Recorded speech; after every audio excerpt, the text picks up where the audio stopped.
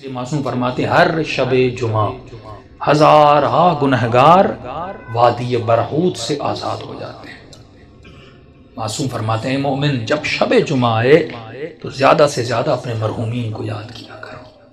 ایک روایت میں آئے فرمایا جن کے والدین مرحوم ہو گئے فرمایا ہر شب جمعہ تمہاری بوڑھی ماں تمہارے در پہ آتی ہے، تمہارا بوڑھا باپ تمہارے گھر پہ آتا ہے اور کیا سوال کرنے آتی ہے، میرے لال مجھے کوئی خیرات دو، مجھے کوئی ثواب دو۔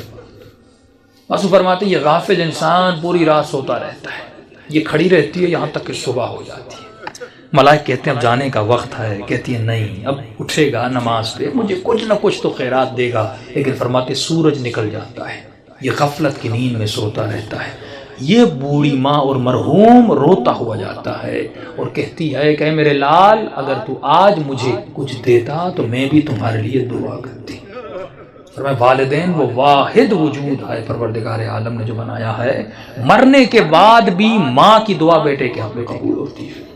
یہاں تک فرمایا اگر پریشان ہو مصیبتوں میں ہو ماں کی قبر پہ چلے جاؤ، باپ کی قبر پہ چلے جاؤ، وہاں اس کے لیے کچھ مانگو اور دعا کرو، خدا اس کے صدقے میں، کیونکہ مرنے کے بعد بھی ماں بیٹے کی تکلیف کو دیکھنا پسند نہیں کرتی۔ تو تصور کرو اس دنیا میں جس کو اللہ نے ماں بنایا وہ ہماری تکلیفوں کو برداشت نہیں کرتی، اور مولا علی فرماتے ہیں کہ میں تمہارے باپ سے بھی زیادہ تم سے محبت کرتا ہوں۔ جناب سیدہ فرماتی ہیں ہم تمہاری ماؤں سے زیادہ تم سے محبت کرتے ہیں۔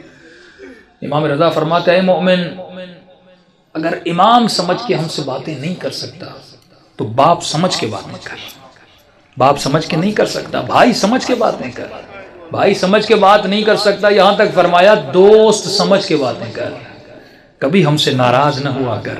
ایک مولا کا چاہنے والا گنہگار تھا، ساتویں امام کا زمانہ تھا، گلی پتلی سی تھی اور شراب کی اس میں عادت تھی، ہاتھ میں شراب تھا اور آگے بڑھ رہا تھا، سامنے امام کو آتے ہوئے دیکھا، شرمندہ ہوا کہ مولا کو کیسے میں فیس کروں گا، اس نے فوراً اپنا چہرہ دیوار کی طرف کر دیا تاکہ مولا گزر جائے اور مجھے نہ دیکھیں۔ امام جیسے آئے اس کے قریب آئے، اس کی پیٹھ پہ ہاتھ لگایا، کہا کہ اپنا منہ کیوں پھیرا ہے؟ فوراً اس نے چہرہ امام کا مولا میں نے دیکھا نہیں، بہانہ بنایا۔ تو امام نے کہا ہاتھ میں کیا ہے؟ جھوٹ بولتا مولا سے، جس نے کہا کیسے بتاؤں ہاتھ میں شراب، اس نے جھوٹ بولا کہ مولا میرے ہاتھ میں شراب ہے، میرے ہاتھ میں دودھ ہے۔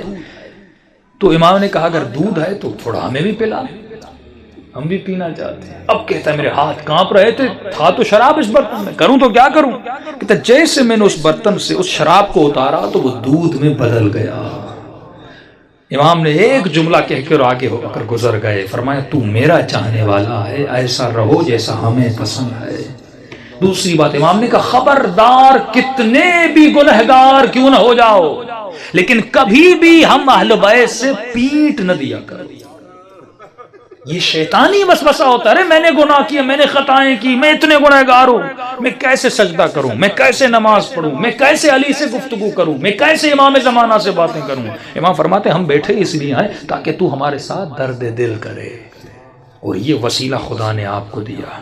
امام رضا فرماتے ہیں ہمارے چاہنے والے چھوٹی چھوٹی باتوں کے لیے ہمیں ہماری سیدہ فاطمہ کا واسطہ نہ دیا کرو، کیونکہ ہم ہر مصیبت برداشت کرتے ہیں لیکن اپنی دادی کی مصیبت برداشت ہم سے نہیں ہوتی۔ گناہوں سے بڑی کوئی خطا نہیں، بے ادبی سے بڑی کوئی خطا نہیں۔ شب جمعہ ہے، توبہ کی رات ہے، گناہوں سے توبہ کی رات ہے۔ اپنے مرحومین کے لیے بھی دعا کریں، اپنے لیے بھی دعا کریں، اور دلوں کو بارگاہ اہل بیت میں لے جائیں تاکہ خدا ان ہستیوں کے صدقے میں ہم سب کے صغیرہ کبیرہ گناہ بخشے۔